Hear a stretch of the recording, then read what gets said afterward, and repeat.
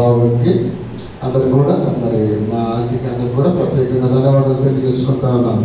దేవుడు నాకు ఇచ్చినటువంటి కృపను బట్టి మరి ఏ యోగ్యత లేని, అర్హత లేని, మరి నిష్ప్రయోజకుని, బలహీనుని మరి దేవుడు నిలబెట్టిన విధానాన్ని బట్టి దేవునికి వందనాలు తెలియజేస్తా ఉన్నాను. రండి, పరిశుద్ధ గ్రంథం తెరవండి. సమూయేలు మొదటి గ్రంథము 20వ అధ్యాయము 6వ వచనం చదువుకొని చిన్న ప్రార్థన చేసుకొని మనం ఈ యొక్క వాక్య కూడికను ప్రారంభించుకుందాం. సమూయేలు మొదటి గ్రంథము 20వ అధ్యాయము 6వ వచనం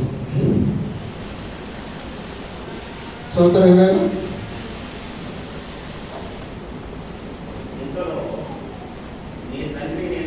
కాదు, సమూయేలు మొదటి గ్రంథము 20వ అధ్యాయము 6వ వచనం, 25th చాప్టర్ 25. ఆ భాగ్యవంతునితో నీకును 25 అదే ఆ భాగ్యవంతునితో నీకును నీ ఇంటికి నీకు కలిగిన అంతటికి క్షేమమును గాక అని పలికి ఈ వర్తమానం తెలియజేయడం. చిన్న ప్రార్థన చేసుకుందాం. పరిశుద్ధుడా, గొప్ప తండ్రికి స్తోత్రం చెల్లిస్తున్నాం. ఆయన శాశ్వతమైన ప్రేమతో మమ్మల్ని ప్రేమిస్తూ చూపిస్తూ శాశ్వతమైన దేవాలయ చదువుల మీద వారిని దీవించండి, ఆశీర్వదించండి. ప్రభావం విలాసి అభిషేకించి అనుమతిపడుకొని అందరితో మాట్లాడి తద్వారా మా ప్రార్థనా జీవితాన్ని సరి చేసుకొని విశ్వాస జీవితంలో ముందుకు సాగిపోవడానికి రూపాయలు గ్రహించుకుని వెలుగలసని గ్రహించే మనసు గ్రహించండి. చిన్న ప్రార్థన చేసేటువంటి తండ్రి, ఆమేన్. సంతోషం.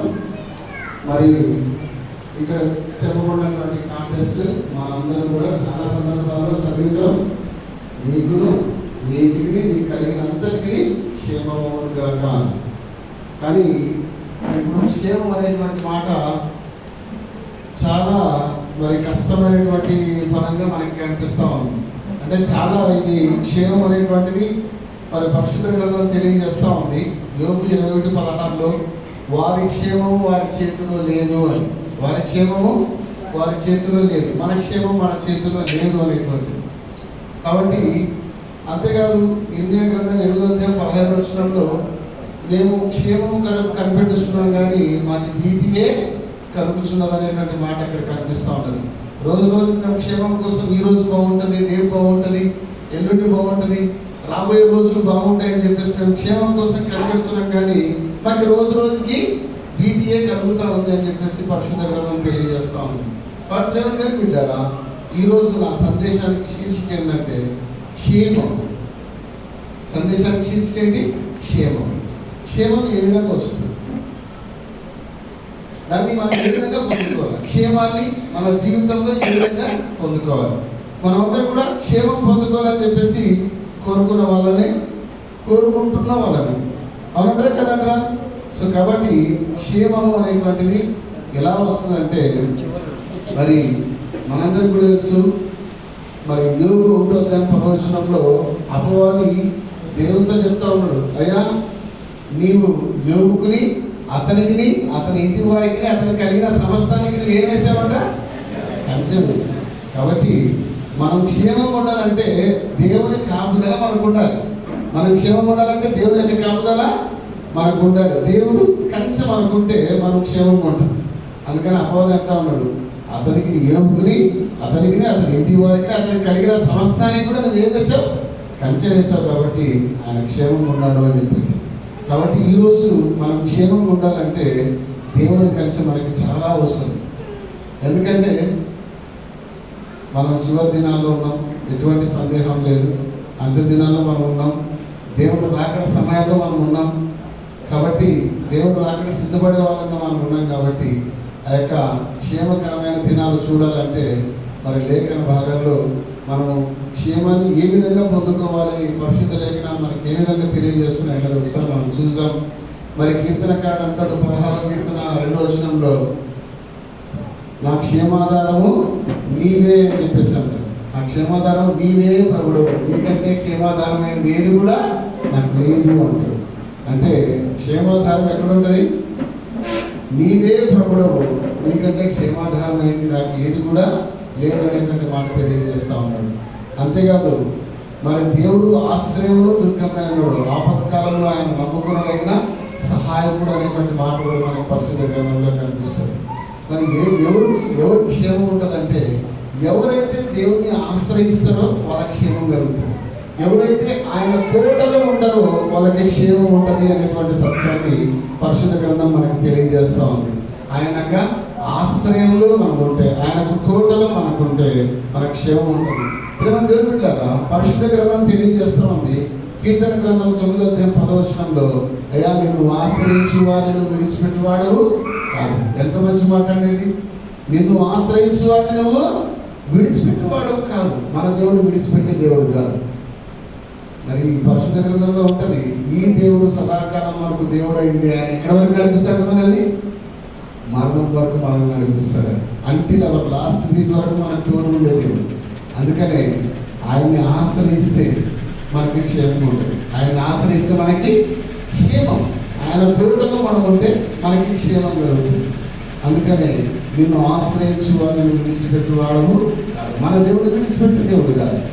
ఒకవేళ కొన్ని సందర్భాల్లో మన అవిధేయతను బట్టి విడిచిపెట్టినట్టు మనకు అనిపిస్తుంది, కానీ ఆయన మనల్ని విడిచిపెట్టే దేవుడు కాదు.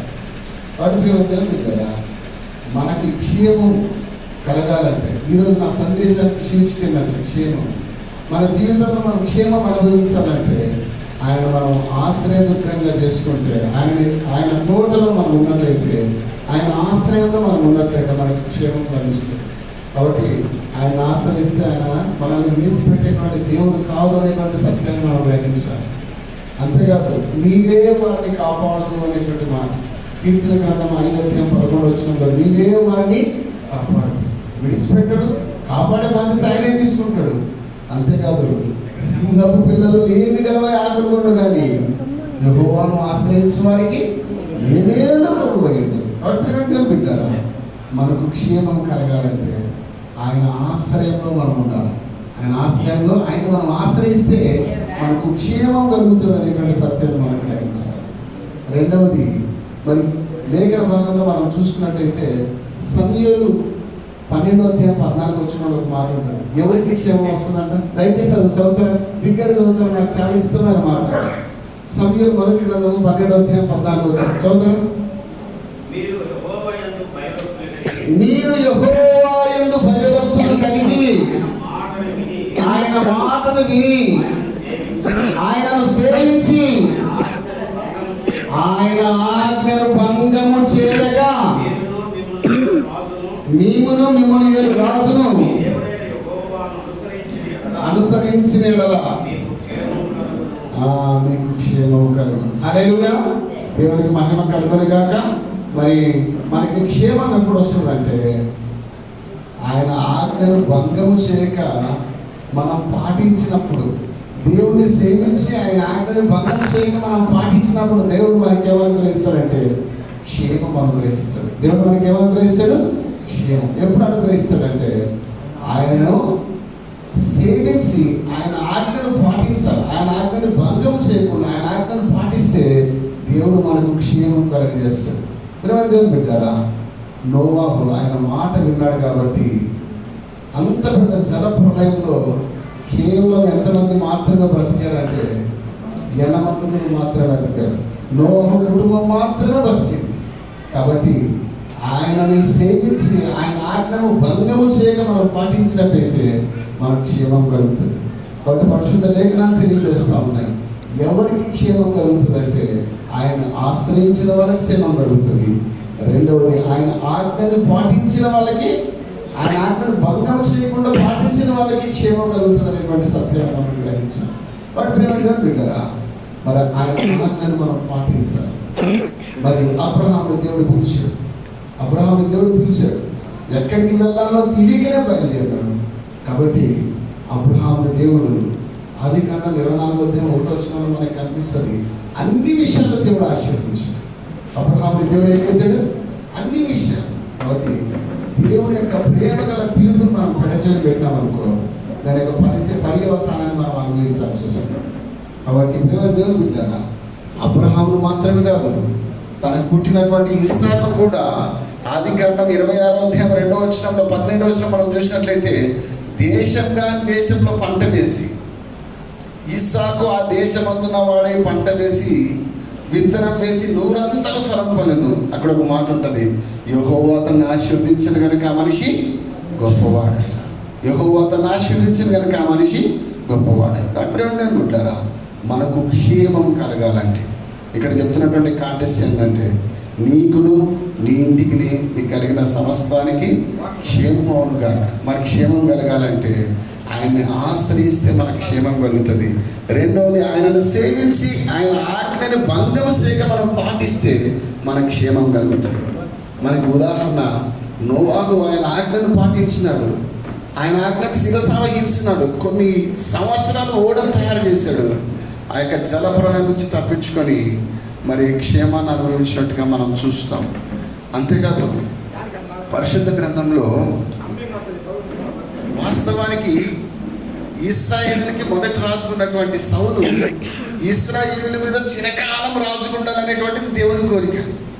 చిరకాలం రాజుకుండాలనేటువంటిది దేవుని కోరిక. కానీ సమూయేలు ప్రవక్త ఒక సందర్భంలో, అయ్యా నేను 8 రోజులు ఆగి నేను వస్తాను, వచ్చిన తర్వాత దహన బలి అర్పిస్తాను, అంతవరకు నేను వచ్చేంత వరకు నువ్వు వెయిట్ చేయంటే, మరి సౌలు రాజు జనాలు చెదిరిపోవడం చూసి ఆయన ఏం చేస్తాడంటే యాజకుడు చేయవలసినటువంటి పని చేశాడు. ఆయన ఆజ్ఞను ఏం చేశాడు? భంగం చేశాడు. కానీ దేవుని యొక్క కోరిక ఏంది? ఇశ్రాయేలుకి చిరకాలము ఆయన రాజుకుండాలనేటువంటిది, సౌలు రాజుకుండాలనేటువంటిది దేవుని యొక్క కోరిక. మనకి అది ఎక్కడ కనిపిస్తుంది అంటే సమూయేలు మొదటి గ్రంథము 13వ అధ్యాయం 13వ వచనంలో కనిపిస్తుంది. చిరకాలం రాజుకుండాలనేటువంటిది ఆయన కోరిక. కానీ ఆయన ఏం చేశాడంటే దేవుని ఆజ్ఞని భంగం చేశాడు. అయినా మన దేవుడు ప్రేమ కలిగినటువంటి దేవుడు కాబట్టి మనకు ఛాన్స్ ఇచ్చాడు. ఛాన్స్ ఇచ్చి మరి 15వ అధ్యాయంలో సమూయేలు ప్రవక్త వచ్చి, అయ్యా అమాలేకీల్ని పశువుల్ని అన్నిటినీ హతం చేసేసే అన్నప్పుడు ఆయన ఏం చేశాడంటే దేవునికి బలి అర్పించడానికి కొన్ని క్రొవ్వినటివి మరి తీసి మరి పక్కన ఉంచాడు. మరి సమూయేలు ప్రవక్త వచ్చినప్పుడు ఆ అంకెల అరుపులు ఎక్కడ వచ్చినాయి నాకు అన్నప్పుడు ఆయన, నేను దాన్ని దేవునికి బలి అర్పించడానికి నేను తీసాను అన్నప్పుడు మరి సమూయేలు ప్రవక్త చెప్పినటువంటి మాట ఏంటంటే, obedience is better than sacrifice అంటే. Obedience is better than sacrifice. బలి అర్పించట కంటే మాట వినుట శ్రేష్టం.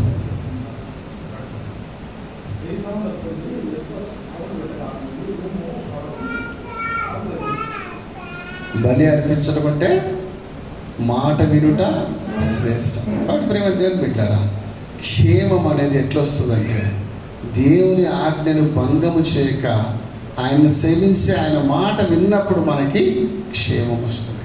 ఆయన మాట విన్నప్పుడు క్షేమం వస్తుంది. కాబట్టి దయచేసి గమనించాలి. మరి దేవుడు మరి అబ్రహాంని పిలిచినప్పుడు ఎక్కడికి వెళ్ళాలో తెలియక మరి అబ్రహాం బయలుదేరి వచ్చాడు, ఎంతగానో ఆశీర్వదించబడ్డాడు. కాబట్టి ప్రియమైన దేవుని బిడ్డలారా, మనం క్షేమ అనుభవం అనిపించాలంటే ఖచ్చితంగా ఆయన ఆజ్ఞకు మనము శిరస వహించాలి. ఆయన ఆజ్ఞను మనము భంగము చేయక మనం పాటించినప్పుడు మన జీవితాల్లో మనము క్షేమం అనుభవిస్తాం. ఇప్పుడు యోనా ఉన్నాడు. యోనా దేవుడు ఏం చెప్పాడు యోనాకి?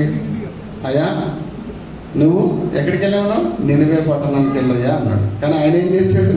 తర్షీషుకి వెళ్ళాడు కదా. దాని పర్యవసానం ఎదుర్కోవాల్సి వచ్చింది. దేవుని యొక్క ఉగ్రతకి గురి కావాల్సి వచ్చింది. కాబట్టి ప్రియమైన దేవుని బిడ్డలారా, మనం ఎప్పుడు క్షేమం మనం అనుభవిస్తామంటే సమూయేలు మొదటి గ్రంథం 12వ అధ్యాయం 14వ వచనం తెలియజేస్తూ ఉంది, ఆయనను సేవించి ఆయన ఆజ్ఞను భంగం చేయక పాటిస్తే మనకి మన కుటుంబానికి క్షేమము కలుగుతుందని చెప్పేసి పరిశుద్ధ గ్రంథం తెలియజేస్తాం. కాబట్టి ప్రియమైన దేవుని బిడ్డలారా, మనకి క్షేమం కలగాలి, క్షేమకరంగా మనం జీవించాలి అంటే మొట్టమొదటిగా ఆయన ఆశ్రయించాలి. ఆయన కోటలో మనం ఉంటే మనకు క్షేమం కలుగుతుంది. ఆయన సంరక్షణలో మనకు ఉంటేనే మనకు క్షేమం కలుగుతుంది. ఇప్పుడు మనందరికీ కూడా తెలుసు, రూతు గ్రంథంలో వాళ్ళు ఎక్కడ కాపురం ఉన్నారు? నయోమి ఎలిమెలకి ఎక్కడ కాపురం ఉన్నారు? యూదా బెత్లెహేము అనేటువంటి ప్రదేశంలో కాపురం ఉన్నారు. యూదా బెత్లెహేము అంటే రొట్టెల ఇల్లు, అంటే సమృద్ధి కలిగినటువంటి ప్రదేశంలో ఉన్నారు. అందరికి వచ్చిందా కానీ వాళ్ళ కొరకే వచ్చిందా? అందరికి వచ్చింది. కానీ ఎక్కడికి బయలుదేరి వెళ్ళారు వాళ్ళు? శపించబడినటువంటి మోయాబు పట్టణానికి వెళ్ళారు. తర్వాత వారు రిక్తురాలుగా రావాల్సి వచ్చింది. కాబట్టి ఆయన కోటలో నుంచి మనం బయటికి రాకూడదు.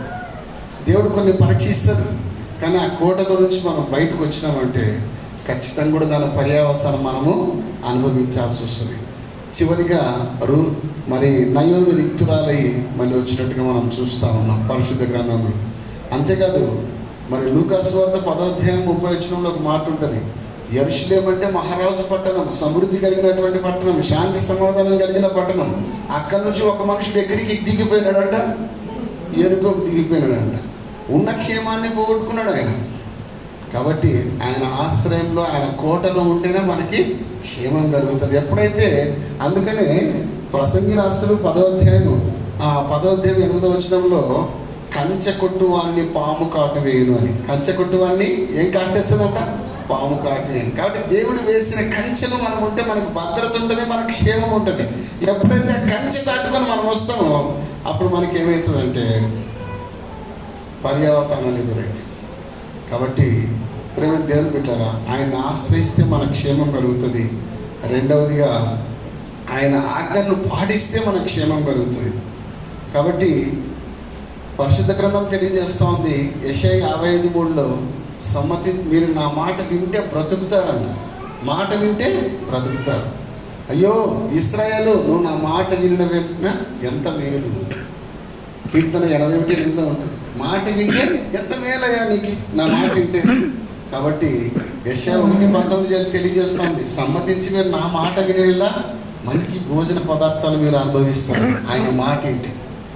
సో కాబట్టి ప్రేమ దేవుని బిడ్డలారా, ఆయన మాట విని ఆయన ఆజ్ఞను భంగం చేయక పాటిస్తే. పేతురు అన్నాడు, అయ్యా రాత్రంతా ప్రయాసపడ్డాం, ఒక్క చేప కూడా పట్టలేదు అంటే దేవుడు అంటాడు కుడి పక్కన వాళ్ళని. అప్పుడు అద్భుత రీతిగా ఆయన అన్నటువంటి మాట ఏంటంటే, అయ్యా నీ మాట చెప్పున వాళ్ళని. హల్లెలూయా. మన దాంట్లో హల్లెలూయా లేదు కదా. అద్భుత రీతిగా కుడి పక్కన వలవేలి నీ మాట చెప్పున వల వేస్తా అన్నప్పుడు ఆయన ఏం చేశాడంటే ఆ మాట చెప్పున వల వేస్తే విస్తారమైనటువంటి చేపలు పట్టినాడు. విస్తారమైన, అప్పుడు దాకా సాగలేని వల లాగలేని వలగా అయిపోయింది. మాసిలమ్మన్ గారు చాలా అద్భుతంగా రాస్తాడు పాట, తెలుసా? రాత్రంతయు శ్రమ పడినా రాలేదు ప్రభు జయము, రహదారులు వెతకినను రాధాయను ప్రతిఫలం, రక్షించు నీ సిలువా రమణీయ లోతులలో రతనాలను వెదకుటలు రాజిల్లు నా పడవ నడిపించు ప్రేమ బిడ్డారా, ఆయన మాట వింటేనే మన క్షేమం. కాబట్టి దేవుని మాట, మన విధేయత విస్తారమైనటువంటి ఫలం అనుభవిస్తాం. దేవుని యొక్క మాటకి మనం విధేయత చూపిస్తే విస్తారమైనటువంటి ఫలం మనము అనుభవిస్తాం. మరి ఇందాక మాసిలమ్మన్ గారు పాట పాడాం, అదొక్కటి ఆ యొక్క గొప్పతనం గురించి మీకు చెప్పాలి. మాసిలమ్మన్ గారు ఏ పాట అయినా రాయండి, ఏ అక్షరంతో ప్రారంభిస్తారో అదే అక్షరంతో ముగిస్తారు. మీరు గమనించుతారు మీరు. ప్రభు యేసుని శిష్యుడనై మళ్ళా ప్రభు ప్రేమలో పాదుకొని మరి పాతమే ప్రకటించును లోకములో పరిశుద్ధుని ప్రేమక. అట్లా చాలా గొప్ప రాస్తాడు. నాకు పరిశుద్ధాత్మ అభిషేకంతో చాలా మంచి మంచి పాట రాశాడు. సో కాబట్టి ఈరోజు మన సందేశం ఏంటంటే, సందేశానికి శీర్షిక ఏంటంటే క్షేమము. ఎట్లా క్షేమం వస్తుందంటే, ఆయన ఆశ్రయిస్తే మన క్షేమం కలుగుతుంది. ఆయన కోటలో ఉంటే మన క్షేమం కలుగుతుంది. ఆయన కోటలోంచి బయటకు వస్తే మనకు క్షేమం కలగదు. కాబట్టి ఆయన ఆశ్రయించాలా, ఆయన ఆజ్ఞను పాటించినప్పుడు మనకు క్షేమం వస్తుంది. ఆయన ఆజ్ఞల్ని పాటించినప్పుడు, భంగము చేయక మనం ఆయన ఆజ్ఞల్ని పాటిస్తే మనకు క్షేమం వస్తుంది. మూడవదిగా ఎవరికి క్షేమం వస్తుందంటే, యోబుకి ఎప్పుడు క్షేమస్థితి వచ్చింది? తన స్నేహితుల గురించి ప్రార్థించినప్పుడు తిరిగి ఆయనకి దేవుడు ఏం చేశాడు? క్షేమం కలిగజేశాడు. చదువుతారు ఒకసారి యోబు 42:10 చదువుతారు. యోబు 42:10 చదువుతారు ఒకసారి.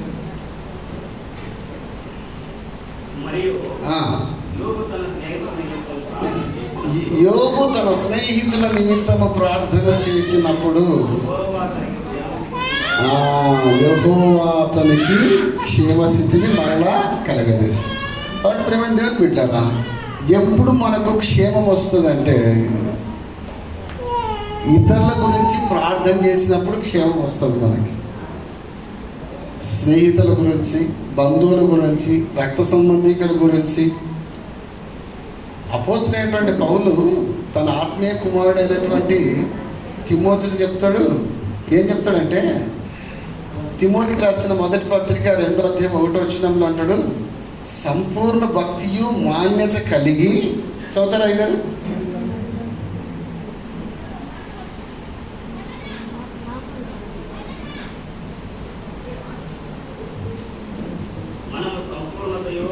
మనము సంపూర్ణతయు మాన్యతయు కలిగి నెమ్మదిగాను సుఖముగాను బ్రతుకు నిమిత్తము అన్నిటికంటే మనుషులందరి కొరకును, రాజుల కొరకును, అధికారుల కొరకును హెచ్చరించుచున్నాను అంటాడు. కాబట్టి ప్రేమ దేవుని బిడ్డలారా, మనము క్షేమం ఉండాలంటే మనం ఏం చేయాలంటే, అందుకనే తన ఆత్మీయ కుమారుతో చెప్తా ఉన్నాడు అపోస్తలుడైనటువంటి పౌలు తిమోతితో చెప్తున్నాడు, తిమోతి మనం సంపూర్ణ భక్తి మాన్యత కలిగి జీవించాలి, సుఖంగా సౌఖ్యంగా జీవించాలంటే ఒకటే ఏంటంటే, మనం మనుషులందరి కొరకు, రాజుల కొరకు, అధికారుల కొరకు విజ్ఞాపన చేయాలయా అని చెప్పేసి తెలియజేస్తూ ఉన్నాడు. కాబట్టి ప్రేమ బిడ్డరా, మనకు క్షేమం ఎట్లా వస్తుందంటే విజ్ఞాపన చేస్తే, విజ్ఞాపన ప్రార్థన ఎవరెవరి కోసం? మనుషులందరి కోసం చేయాలి, రాజుల కోసం చేయాలి, అధికారుల కోసం చేస్తే దేవుడు మనకి క్షేమ స్థితిని కలగజేస్తాడు అనేటువంటి సత్యాన్ని మనం గ్రహించాలి. కాబట్టి ఎప్పుడైతే విజ్ఞాపన, అందుకనే మన యేసయ్యకి ఉన్నటువంటి పేరంతే విజ్ఞాపనకర్త. ఆయన ఎవరు? యేసయ్య ఎవరు? విజ్ఞాపనకర్త. ఆయన తండ్రి కుడిపార్శ్వన కూర్చుని మన కొరకు విజ్ఞాపన చేస్తున్నాడు. తండ్రి కుడిపార్శ్వన కూర్చుని మన కొరకు ఏం చేస్తున్నాడు? ఆయన విజ్ఞాపన చేస్తూ ఉన్నాడు. కాబట్టి ఆయన ఒక విజ్ఞాపనకర్తగా మరి మనకున్నాడు. కాబట్టి దేవుడు మనకు మాదిరి చూపించాడు ఏంటంటే మరి విజ్ఞాపన చేయాలి అని. కాబట్టి మనం క్షేమంగా ఉండాలంటే మనం ఏం చేయాలంటే విజ్ఞాపన చేయాలి, విజ్ఞాపన ప్రార్థన చేయాలి. ఎవరెవరి కోసం చేయాలి? మనుషులందరి కోసం చేయాలి, అధికారుల కోసం చేయాలి, రాజుల కోసం చేయాలి. మనం వెళ్తున్నటువంటి ప్రభుత్వాల కోసం మనం చేసినప్పుడు దేవుడు మనకి క్షేమస్థితి అనేటువంటిది కలుగ చేస్తాడు అనేటువంటి సత్యాన్ని మనం గ్రహించాలి. కాబట్టి ప్రియమైన దేవుని బిడ్డలారా, మరి నెబుకద్నెజర్ రాజుకు కళ వచ్చింది, మర్చిపోయాడు. కానీ మరి ఏం శాసనం వచ్చింది? ఎవరైతే కలభావాన్ని తెలియకపోతే వాళ్ళని తుత్తినీలుగా చేస్తానో, వాళ్ళ నివాసాలు పెంట కుప్పలుగా చేస్తానని చెప్పేసి ఒక శాసనం చేశాడు. అప్పుడు దానియేలు వచ్చి షడ్రక్, మేషక్, అబేద్నెగోలతో చెప్తా ఉన్నాడు, హెచ్చరిస్తూ ఉన్నాడు. ఏమా హెచ్చరిక అంటే, మిగిలిన జ్ఞానంతో మనం నశించిపోకున్నట్లు మనం ఏం చేయాలంటే ప్రార్థన చేస్తామని చెప్పేసి హెచ్చరిస్తూ ఉన్నాడు. కాబట్టి మన క్షేమంగా ఉండాలంటే మనం ప్రార్థనా జీవితం అనేటువంటిది చాలా ఇంపార్టెంట్. మరి కొంతమంది బైబిల్ పండితులు అంటారు, మరొక విశ్వాసికి అంటే ఒక పక్షి ఎగరడానికి 2 రెక్కలు ఏ విధంగా అయితే మరి ప్రాముఖ్యమో, ఒక విశ్వాస జీవితంలో విశ్వాసం ముందుకు సాగిపోవడానికి నంబర్ 1 ప్రార్థన, నంబర్ 2 వచ్చేసి వాక్యం. ప్రార్థన అంటే దేవునితో మనం మాట్లాడడం, వాక్యం అంటే దేవుడు మనతో మాట్లాడడం. ప్రార్థన అంటే మనము దేవుడితో మాట్లాడడం, వాక్యం అంటే దేవుడు మనతో మాట్లాడడం. నేను నా జీవితంలో జరిగింది ఒకటి నేను చెప్పి నేను ముందుకెళ్తాను. నా మీద ఒక ఆకాశ రామన్న ఉత్తరం రాస్తే, నేను ఉద్యోగం చేస్తూ ఉంటాను. నేను ప్రస్తుతానికి నేను పల్నాడు జిల్లా ఇన్ఛార్జిగా పనిచేస్తూ ఉంటాను. సోషల్ ఆడిట్లో స్టేట్ రీసోర్స్ పర్సన్గా పనిచేస్తూ ఉన్నా. నా మీద కొంతమంది ఏం చేశారంటే ఒక ఆకాశరామన్న ఉత్తరం రాశారు. మా దాంట్లో ఏ ఆకాశరామన్న ఉత్తరం రాసినా ఉద్యోగం తీసి పక్కన పెట్టేస్తారు. సరే, ఉద్యోగం తీసి పక్కన పెట్టేశారు. నాకు తెలుసు, నా అంతరాత్మకు తెలుసు, దేవునికి తెలుసు ఏం జరిగింది అనేది. నేను ఇంకా ప్రార్థనా గదిలోకి పోయి దాదాపు ఒక 4 రోజులు ప్రార్థన చేసుకుని దేవుడిని ఇంకా చివరి రోజు అడిగాను, దేవుడా 4 రోజులు నెట్టుకొచ్చా, ఇంకా నాకు శాలరీ వస్తేనే నేను ఫ్యామిలీ రన్ చేసుకోవాలా, కాబట్టి నాతో ఈరోజు నువ్వు మాట్లాడాలి దేవుడా అని చెప్పేసి నేను చాలా ఏడ్చి ప్రార్థన చేస్తే దేవుడు అద్భుత రీతిగా ఆ రోజు నా కాంటెస్ట్ ఏంటంటే సంఖ్యాకాండం 23వ అధ్యాయం నేను చదివే పాఠ్యభాగం. ఆ రోజు ఏమని వచ్చిందంటే సంఖ్యాకాండం 23వ అధ్యాయం 20వ వచనంలో, ఇదిగో దీవించమని నాకు సెలవాయను, ఆయన దీవించని నేను దాన్ని మార్చలేనని వచ్చింది. కాబట్టి మన దేవుడు అద్భుత రీతిగా అద్భుతాలు చేసే దేవుడు మన దేవుడు. తర్వాత నాకు ఇంటికి ఒక లెటర్ వచ్చింది, నీ మీద ఒక అభియోగం వచ్చింది, దాన్ని ఎంక్వైరీ చేయడానికి 2 రోజులు నేను ఇంటికాడ పెట్టాం, ఏం లేదని తెలియదు. మరుసటి రోజు మేము మెదక్లో జాయిన్ కాండి. కాబట్టి మన దేవుడు ప్రార్థన ఆలకించే దేవుడు, అద్భుతం చేసే దేవుడు. కాబట్టి మనం ప్రార్థన చేస్తే దేవుడు మనతో మాట్లాడతాడు, ఖచ్చితంగా మాట్లాడతాడు. నాతో చాలా సందర్భాల్లో నాతో మాట్లాడాడు. మరి ఒకసారి నేను జూనియర్ అకౌంట్స్ ఆఫీసర్ ఎలక్ట్రిసిటీ డిపార్ట్మెంట్లో రాసి జాబ్ రాకుంటే 2 రోజులు బైబిల్ చదవకుండా ప్రార్థన చేయకుండా నసుకుతా ఉన్న బెడ్రూమ్లో నసుకుతా ఉంటే దేవుడు స్పష్టంగా మాట్లాడాడు. నేనా యెషయా 58:11తో దేవుడు నాతో మాట్లాడు. యెహోవా నిన్ను నిత్యం నడిపించును, క్షామకాలంలో నిన్ను తృప్తిపరచును, నువ్వు ఎల్లప్పుడూ ఊగుచు నీటి ఊట వలె ఉంటావు అని చెప్పేసి దేవుడు నాతో మాట్లాడాడు. కాబట్టి ఖచ్చితంగా ప్రార్థనా జీవితం అనేది చాలా ప్రాముఖ్యమైనది. కాబట్టి ఒక విశ్వాస జీవితంలో ఒక విశ్వాసం ముందుకు పోవాలంటే 2 రెక్కలు పక్షికి ఏ విధంగా అయితే ఉంటాయో ప్రతి విశ్వాసం కూడా ఈ 2 రెక్కలు ఉండాలి. నెంబర్ 1 ప్రార్థన, నెంబర్ 2 బైబిల్ పఠనం అనేది ఖచ్చితంగా ఉండాలని చెప్పి తెలియజేస్తా ఉన్నాను. కాబట్టి ఈరోజు నా సందేశానికి శీర్షిక ఏంటంటే క్షేమం. క్షేమం ఎట్లా వస్తుందంటే ఆయన్ని ఆశ్రయంగా చేసుకుంటే మనకు క్షేమం వస్తుంది, ఆయన కోటలో ఉంటే మనకు క్షేమం వస్తుంది.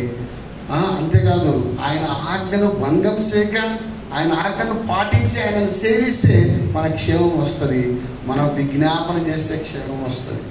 అందుకని యోబుకి తన క్షేమస్థితిని మరలా దేవుడు ఎందుకు దయచేస్తాడంటే తన స్నేహితుల కోసం ప్రార్థన చేయడం ద్వారా దేవుడు తన పూర్వస్థితిని తన క్షేమస్థితిని దయచేసినట్టుగా మనం పరిశుద్ధ గ్రంథంలో మనం చూస్తాం.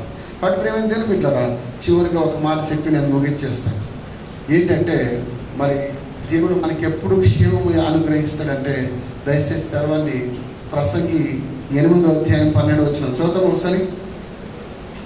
ప్రసంగి 8:12 నేను ముగించేస్తాను. ప్రసంగి 8:12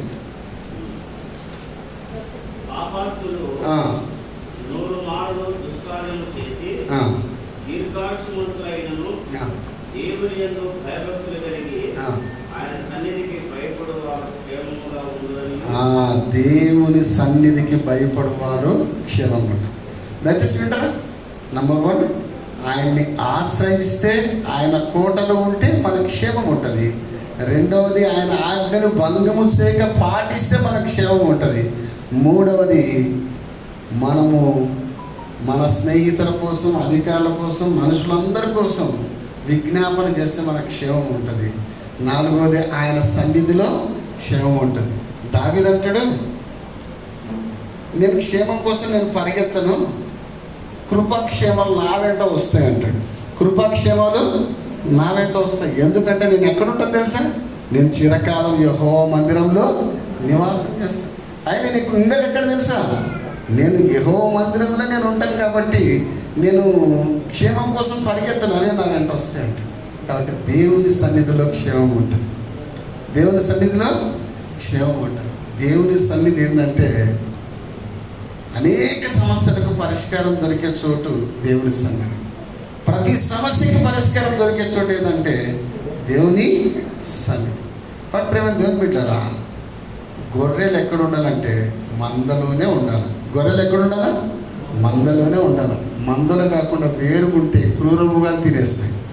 కాబట్టి ప్రేమ దేవుని బిడ్డరా, మన క్షేమస్థితి మనం క్షేమంగా ఉండాలంటే ఎక్కడ ఉండాలంటే దేవుని సన్నిధిలో మనం ఉండాలి.